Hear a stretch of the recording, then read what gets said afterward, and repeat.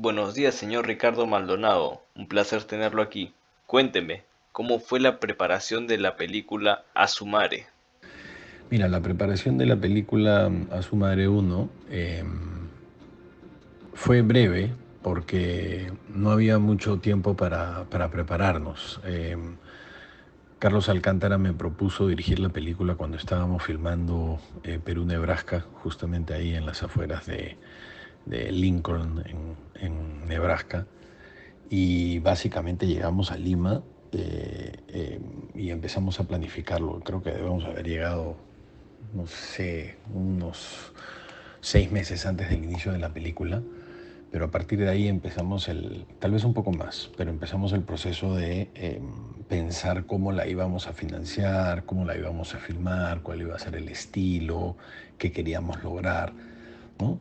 Em, Especialmente centrado a ser alrededor del concepto de que queríamos iniciar, digamos, una nueva etapa en el cine peruano y que de alguna manera ayude a que Perú tenga un cine taquillero comercial que pueda de alguna forma colaborar a defenderse de estos tanques hollywoodenses que venían los Avengers, los superhéroes y todas estas grandes películas rápidos y furiosos y que se dividían el año de estrenos y le dejaban pues a las películas peruanas muy poquito espacio para poder estrenar, muy poquitas salas para poder estrenar y lo que queríamos era que de alguna forma eh, tengamos un contenido que se consuma con tanta pasión que se haga un lugar al lado de estos gigantes, ¿no? Eso fue el objetivo principal que teníamos detrás de A su madre.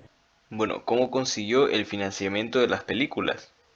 Desde el principio, cuando me junté con Miguel Valladares, Joana Lombardi y Carlos Alcántara, tomamos la decisión de que esta película no se filmaría con fondos de productores y que tampoco se haría lo que hacían la mayoría de películas, que es aplicar a fondos del Estado, digamos, como Conacine en esa época, o hoy día DAFO, ¿no?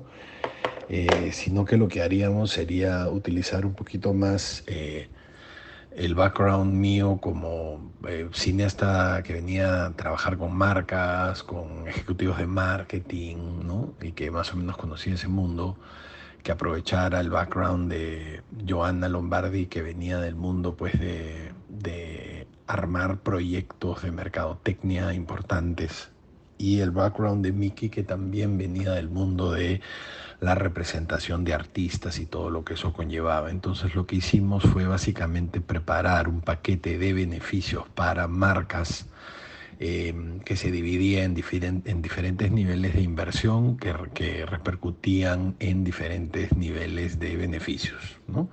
Entonces es una escala que varía desde tú eres un patrocinador, que es digamos el premium, eres uno de tres y vas a tener estos niveles de beneficios dentro de la película que va mucho más allá del placement, va a cosas que viven afuera de la película, cosas que viven adentro de la película, material adicional para redes, participación del protagonista en tu campaña de publicidad, etcétera. Preparamos un paquete de beneficios muy jugoso, digamos, incluyendo, como te decía, cosas que están en el mundo de la ficción y cosas que están en el mundo real, ¿no? Eh, y a partir de eso empezamos a tocar puertas para interesar a marcas en subirse a bordo, ¿no? Para eso, por supuesto, se tuvo que tener amplia evidencia eh, que lo que teníamos tenía potencial, ¿no? Mucha gente se equivoca al creer que la película se diseña de acuerdo a qué cosa vende y qué cosa no. Al revés, ya la película, digamos, estaba armada, estaba escrita y era la historia de Carlos, era la historia de su madre, de su mamá, de su pareja, cómo se casó todo. Y lo que hicimos fue hacer estudios de mercado, no para rediseñar, sino para evaluar y tener argumentos para enseñarle a los marqueteros y no decirle simplemente yo opino que esto es una buena inversión, sino aquí está la evidencia pura y dura de que esta es una buena inversión y tiene el sello de Arellano Marketing o Arellano Investigación para que te sientas seguro, ¿no? Muy interesante, la verdad. ¿Cuál fue la película que más le costó realizar? Claro, el costo es un concepto que va más allá solamente de lo financiero, ¿no? Sin lugar a dudas, yo creo que la que más costó realizar fue la primera, porque estábamos inventando una manera de trabajar nueva, ¿no? Entonces había que aprender mucho mientras avanzábamos, no había certeza de nada y todo el tiempo nos preguntábamos si es que esto iba a ser un éxito o si es que iba a ser un fracaso, pero magnífico, ¿no? Que vaya más allá de los límites de lo que podíamos imaginar y que realmente nos vaya pésimo. Eh, entonces, sin lugar a dudas, el primero siempre es el más complicado, especialmente por esto que te decía antes, ¿no? Eh, Erróneamente pienso yo, y esto es una opinión, no es una verdad, a nosotros los cineastas se nos enseña demasiado exclusivamente qué sucede delante de la cámara, ¿no? Y todos los aspectos que tienen que ver con la parte narrativa, histórica, artística del cine. Y eso es magnífico, un cineasta no puede existir sin eso. Pero en el mundo de hoy, tan importante como eso es lo que pasa no solo detrás de la cámara, sino bien lejos de la cámara, antes de que saques la cámara de la caja para filmar. Cómo le das forma al proyecto, cómo aplicas creatividad para que ese proyecto sea potable, para que tenga una posibilidad de existir. No, la verdad es que no se enseña, lamentablemente, y se cree erróneamente que eso simplemente lo harán los productores, ¿no? Y que esa es la habilidad que tienen y que, bueno, pues ellos son así y tú eres asá, tú eres artista y ellos son negociantes. Yo no estoy de acuerdo con eso y yo lo que creo es que todos tenemos que ser una mezcla de todo, que justamente hoy por hoy, en el contexto en el que nos movemos, tan importante como ejercer una apasionada y enfermiza cantidad de pasión para diseñar el contenido, la narrativa, la historia, la ejecución, el crafting, la performance, la fotografía, la edición increíble, la banda sonora maravillosa. Tan importante como hacer todo eso es que todo esto esté sustentado con un modelo de negocio novedoso, interesante, original, eh, que sea un win-win para todos, para el que pone el dinero, para el que produce, para el que asiste, y que hoy por hoy el pensamiento innovador de diseño hacia ese lado, no voy a decir que pesa más, pero voy a decir que pesa tanto como lo primero. Hoy por hoy cuando alguien viene y me dice, tengo una idea de una película y te quiero contar la historia, para mí ya se acabó la reunión a partir de ese momento. No me importa la historia. Eso es hoy en el contexto en el que estamos, es totalmente secundario.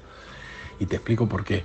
Porque en realidad eh, esto debería empezar más allá. Alguien debería decirte, oye, ¿te has dado cuenta que estamos encerrados? Y te has dado cuenta que el cine está enfrentando uno de esos grandes retos porque, claro, la gente ya no era al cine y por otro lado está, no sé, Netflix, que por 14 soles al mes tienes todas las películas que quieras y bueno, ya mi modelo de negocio es mira, pum, voy a hacer una película que sea gratis, pero se la regalo a Netflix y ya conozco a la persona en Netflix. ¿Y sabes de qué va? A ver, ahora sí cuéntame de qué va, porque ya tienes un sustento, ya tienes una manera de que esa historia exista. Creo que los cineastas deberían aprender más acerca de innovación, pensamiento de diseño, gamification, ciencias conductuales, tienen que ir mucho más allá. Ya no podemos tener artistas del audiovisual que se autoexoneran, que desconocen y que eh, desprecian aquellas cosas que hacen que una película sea un modelo de negocio. Hoy día ya tienen que ser parte de eso, ¿no? Entonces, desde ese punto de vista, por supuesto que lo que más cuesta es esa parte, ¿no? Por eso a nosotros nos costó más la primera. Y por supuesto, desde el punto de vista de costo, además fue la más cara, ¿no? La primera y la segunda. La segunda fue un poco más cara. Ambas pasaron $1.000.000, que antes de eso, pues en el cine peruano era una utopía. Nunca íbamos a llegar a esos presupuestos. Sin embargo, sí se pudo llegar sin ningún problema, ¿no? Ah, eso es muy bueno. ¿De dónde salió la idea de crear Asumare? La idea de crear Asumare parte porque Carlos Alcántara había hecho un stand-up y ese stand-up se llamaba Asumare, lo hacía en el Sachmo, había empezado en eventos sueltos y después se convirtió en un show de una vez por semana. Ese era un show que yo había visto muchas veces, ¿no? Yo trabajo mucho para diferentes países y había llevado pues a clientes cuando venían a filmar a Lima, puertorriqueños, mexicanos, cubanos y norteamericanos. Y la verdad es que a todos los que tenían un background latinoamericano les funcionaba mucho, se reían mucho y siempre me llamaba la atención la fuerza que tenía eso, ¿no? Eso por ese lado. Por otro lado, cuando empecé a trabajar con Brahma, cuando Brahma, la cerveza, abrió en el Perú, me mandaron unos guiones donde había un spokesperson, ¿no? Muy divertido, muy gracioso, y querían un actor, ¿no?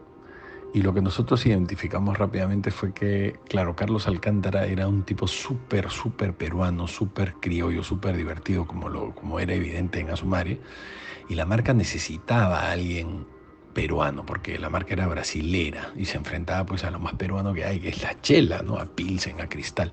Entonces dije, ustedes necesitan contratar a Carlos Alcántara para que sea el personaje principal de esta campaña, ¿no?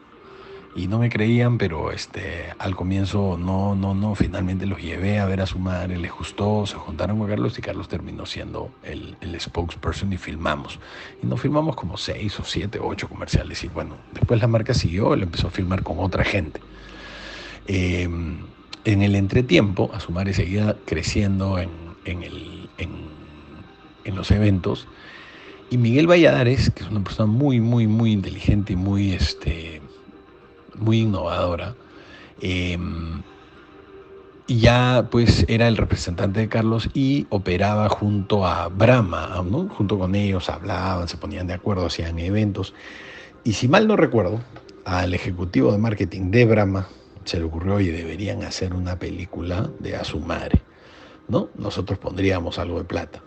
Entonces ahí fue que Miguel empezó a trabajar con Cachín y decidieron hacer la peli. Ellos ahí contrataron a una directora, empezaron a trabajar, pero luego apareció Perú Nebraska y yo dirigí Perú Nebraska y yo llamé a Carlos Alcántara otra vez, exigí que no solamente tengamos peruanos, digamos, como Sofía Mulanovich y como Juan Diego Flores, sino que necesitábamos peruanos también más divertidos.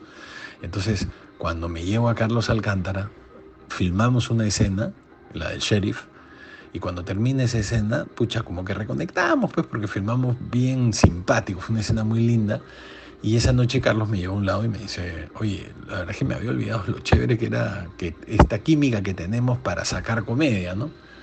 Y le digo, pues, no, claro, le digo, lo que pasa es que tú tienes esa picardía de calle, de barrio, y yo lo que tengo es un poco más la formación de técnica, ¿no? La parte narrativa. Entonces, la mezcla es buena. Y me dice, sí, brother, sí, justamente te quiero contar. Y ahí es que me cuenta que querían hacer a su madre. Y nada, pues nos pusimos de acuerdo y ahí fue que cambiaron pues a la directora, la cambiaron por mí y fuimos para adelante con eso y desarrollamos el proyecto. ¿Cuál fue la escena más difícil de realizar en Asumare y por qué? A ver, Asumare uno tiene un problema estructural, ¿ya? Que es que si tú vas a ir a ver la película de la historia de una persona y esa película empieza con esa persona siendo un niño, ahí tienes un gran problema porque ese niño no necesariamente va a ser gracioso. La comedia de A su madre no es tan situacional como si lo es improvisacional. ¿Me entiendes? Si necesitas a los verdaderos actores para hacer esa improvisación y generar los momentos graciosos que se van a generar en un espacio que va más allá de lo que está escrito en una hoja impresa. El guión de su madre no era tremendamente gracioso, o sea, porque es gracioso cuando escuchas el stand-up, pero de ahí a actuarlo ya no es tan gracioso, ¿no? Si decoras el stand-up, ya no es tan gracioso. Entonces, el primer momento y la primera dificultad que teníamos era que era la historia de la vida de Carlos Alcántara, pero como empezaba esto cronológicamente con él naciendo, Carlos Alcántara no aparecía hasta el minuto 50, ¿me entiendes?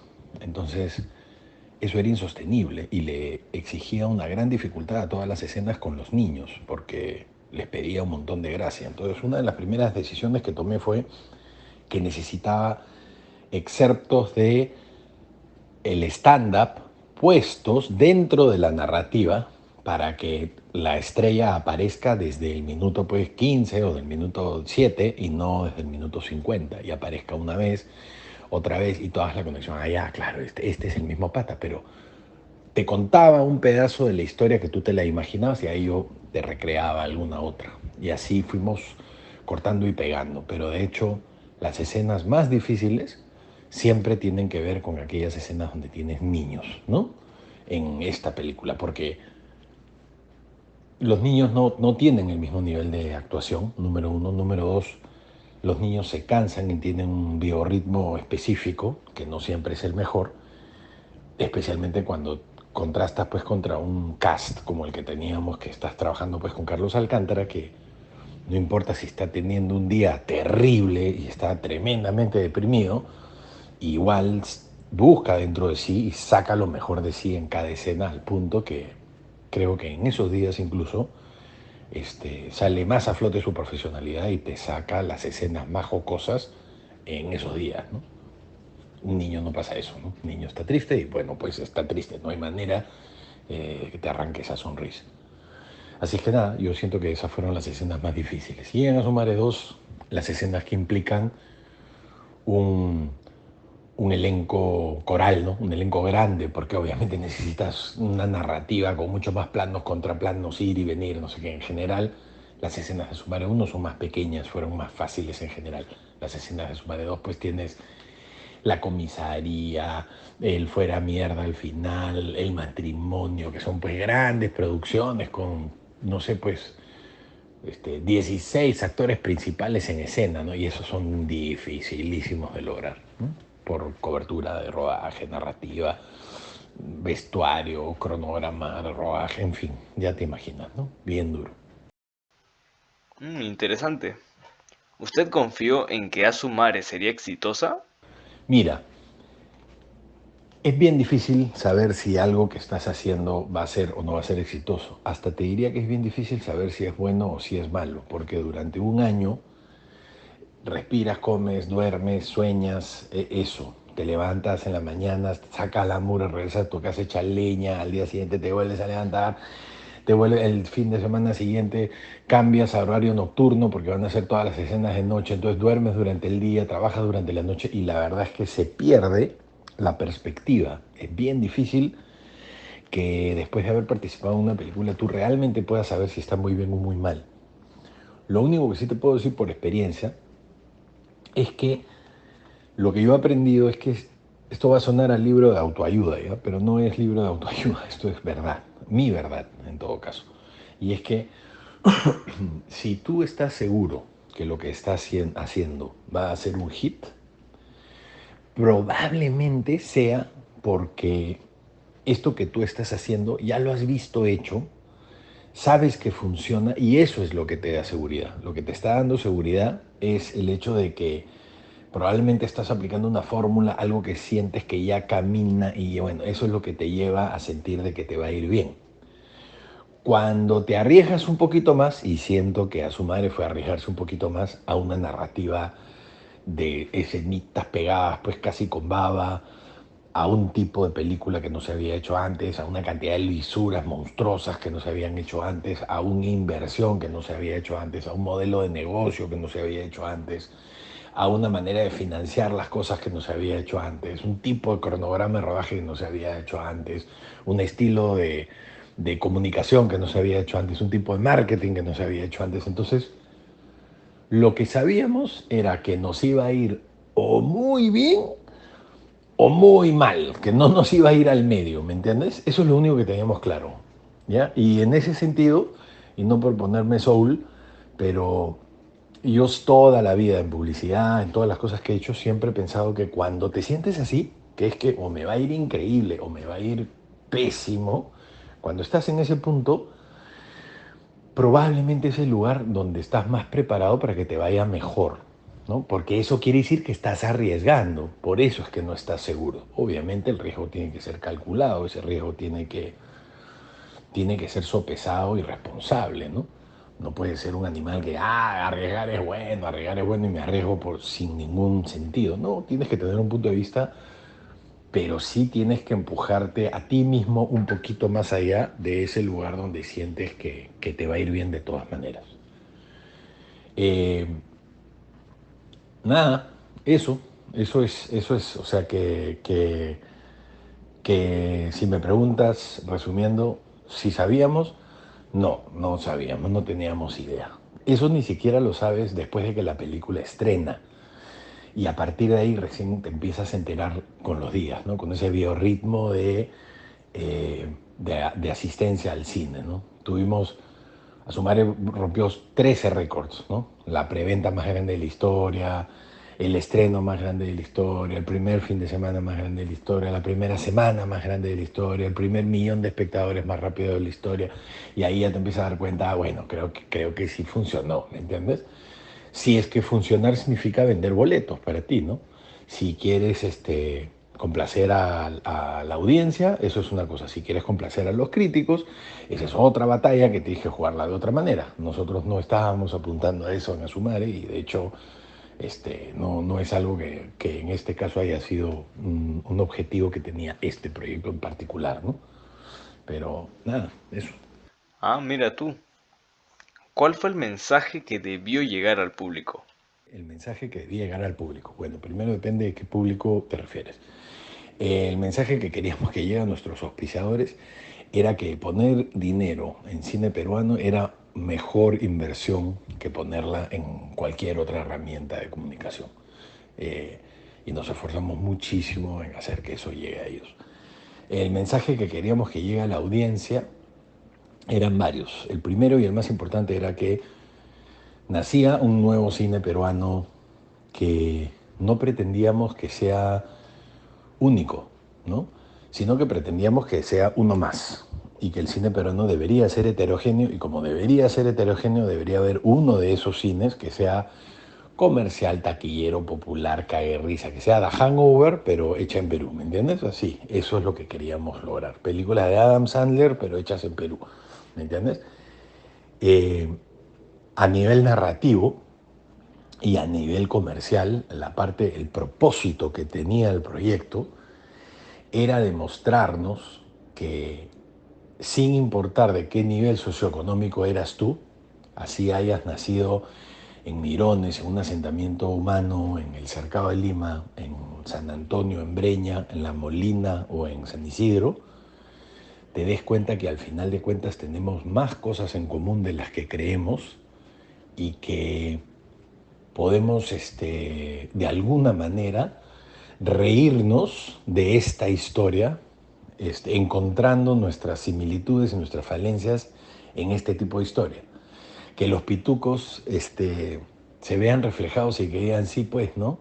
Este, yo soy racista, pues, ¿no? Que cae risa. ¿Cómo puedo hacer para cambiar eso?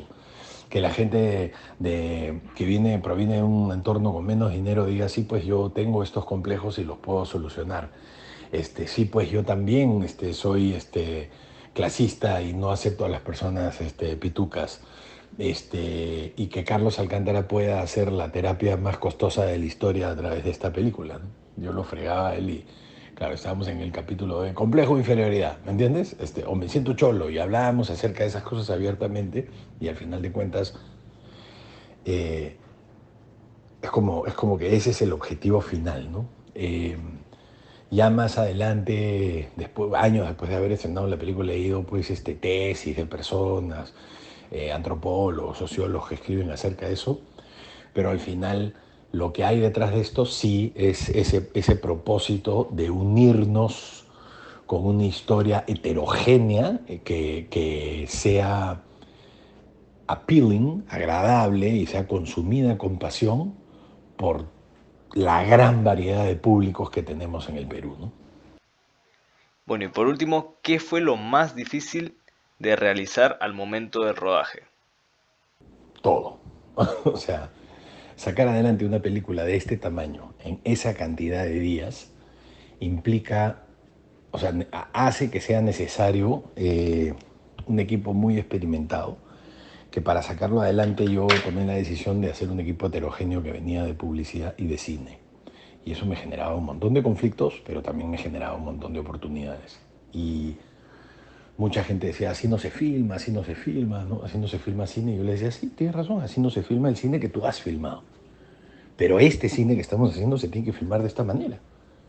Mucho plano, mucho contraplano, plano cerradito, detalles, pa, pum, pi, para poder generar comedia, ahorrar tiempos y tener el ritmo que necesitábamos de gag, gag, gag, gag, gag, ¿no? Para que te rías, te rías, te rías. Muy difícil de lograr, una edición muy especial y obviamente una exigencia en el cronograma de rodaje muy dura.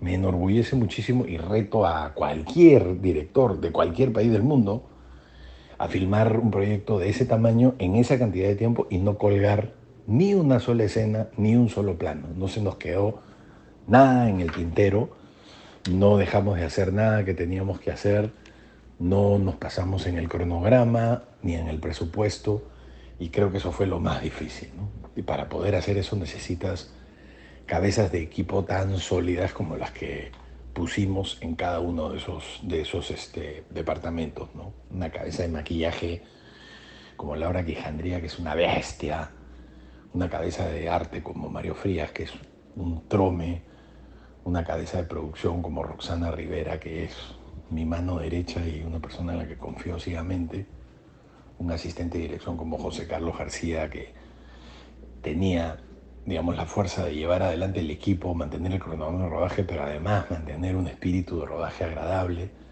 Y un productor como Miguel Valladares, pues que estaba solucionando 5.000 millones de problemas en paralelo. En fin, ya te imaginas, ¿no? Un despliegue muy grande que hace que pueda sacar adelante un proyecto como este. Solo es posible, bueno, Leslie Hinojosa como cabeza de vestuario. Y al final de cuentas eso, vestuario, maquillaje, arte, el director de fotografía que fue Abel Ribarren, el asistente de dirección que fue José Carlos García, gracias a todos ellos, yo hablé con todos ellos y les pedí que me ayudaran a mantener la burbuja de director intacta, ¿no? Que yo pueda meterme en mi escena, trabajar con mis actores y avanzar sin preocuparme de, pucha, no está el vestuario o está malísimo el arte, ¿no? Ese tipo de cosas que felizmente ellos hicieron un trabajo estupendo. Bueno, señor Ricardo, muchas gracias por habernos acompañado. Eso fue todo y nos veremos en una próxima ocasión.